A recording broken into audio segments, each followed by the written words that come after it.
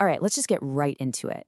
This is the question, isn't it? The one that's kind of hanging in the air in every lab, every single design review. And look, it's a little unnerving because AI is getting scarily good at stuff that, frankly, we all thought was safely human. So let's just ask it plain and simple. Are electrical engineers actually going to be replaced by AI? Is your job, my job, this entire profession about to get handed over to a large language model? I mean, you can feel the anxiety around this, and honestly, for very good reason. But okay, let's get the short answer out right away. No. Not in mass, anyway. The real story here is way more nuanced. It's not about entire careers just poof, vanishing into thin air. It's about the tasks inside those careers and how they are about to shift dramatically. And that's the thing we really need to get our heads around. Which brings us to the first and maybe the most critical idea in all of this: the huge difference between a single task getting automated and an entire career being replaced. Believe me, they're not the same thing, not even close. You see, what's really happening in our field is task replacement. A good way to think of it is that AI is just eating up the repetitive, pattern-based work. The stuff that takes up hours of your day, but maybe isn't the deepest, most creative part of the job. It's automating slices of the job, for sure, but it is not taking the whole pot. And this breakdown, wow, it just hits the nail on the head. So on the left, that's what AI is getting really good at: churning out documentation, writing boilerplate code, giving you a first draft of a design, even spotting weird patterns in huge amounts of test data. But then, look at the right side. That's our turf. That's where we live, owning the physical constraints of the real world, actually proving something works with real measurements, taking responsibility for safety, and yeah, navigating the messy human world of stakeholders and deadlines. I love this analogy because it's just so perfect. Think about it. AI can be super helpful, unbelievably fast. It can run into the room and boom, make a mark on the wall. But it has absolutely no idea why it made that mark. And it is definitely not going to be the one to clean it up when you realize that marker is permanent. The consequences? Yeah, that's still our job. So, this leads us right to our ace in the hole: the human advantage. Because in electrical engineering, reality has teeth. It has a way of biting back hard. And that is exactly where an AI's smooth confidence completely falls apart. You see, an AI can generate text that sounds 100% certain, super convincing.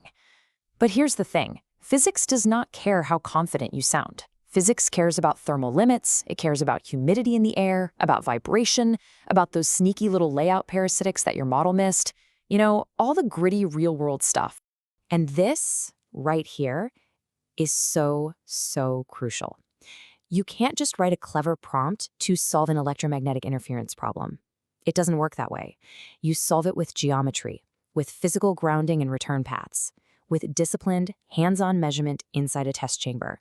An AI can suggest a list of fixes, sure, but it can't smell the failure. A seasoned engineer can. And ultimately, this is the final firewall. This is the backstop. When a medical device has a glitch, or a power supply for a critical system fails, a person, a human being, has to be responsible.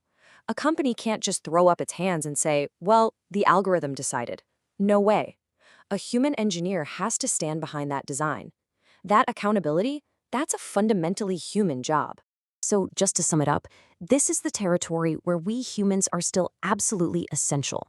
The messy physical world, the black art of EMC, the political tangle of translating what everyone wants into an actual design, and of course, the non-negotiable world of safety and compliance. These aren't pattern matching problems. These are judgment problems. Okay, so if AI is taking over all these repeatable tasks, what in the world does that do to the career path? Especially for all the engineers just starting out, trying to learn the ropes. Well, that ladder is definitely changing. Think about how we traditionally learned this craft. It was an apprenticeship. Junior engineers learned by doing the exact tasks AI is now starting to automate: drafting simple schematics, writing basic drivers, formatting test reports. Those were the reps that built your intuition. So if AI starts doing all those reps for us, that whole learning model gets seriously disrupted. Now, this pressure isn't applied evenly across the board. Some roles are just more exposed. If your job is heavy on pattern execution, like routine drafting or formatting test reports, you're in a more vulnerable position. But if your role requires you to own reality, things like power integrity, safety-critical systems, designing totally new architectures, you are on much, much safer ground. The more your work involves wrestling with messy constraints, the safer you are. Which all leads to the most important part of this whole conversation, the practical stuff, the playbook. How do you adapt? How do you position yourself to be not just relevant, but absolutely essential in this new world? Okay, first, let's get real about these tools. You see the pattern here, right? In every case, the AI tool accelerates the output. It helps you do something faster.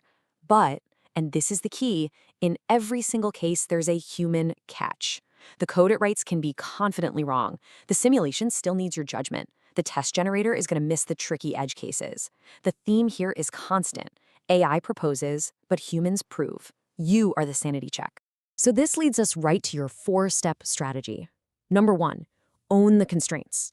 Become the go-to expert on the messy realities: safety, compliance, thermals, manufacturability. 2, master verification. Be the person who can say, that's a nice idea, now here's the measurement plan to prove it actually works. 3, master the interfaces. The boundaries between hardware and firmware, between analog and digital, that's where projects live or die. And finally, number 4, treat AI like a junior teammate. It's fast, it's eager, but it needs supervision.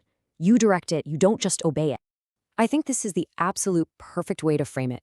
AI is a power tool. It's an incredible new tool in our toolbox that can help us work faster and smarter.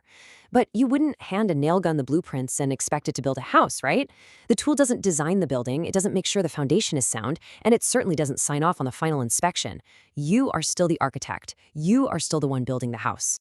So the question really isn't whether you'll be replaced. It's about what you will choose to build with these incredibly powerful new tools now at your disposal. How will you use them to go after bigger, harder, and way more interesting problems than ever before?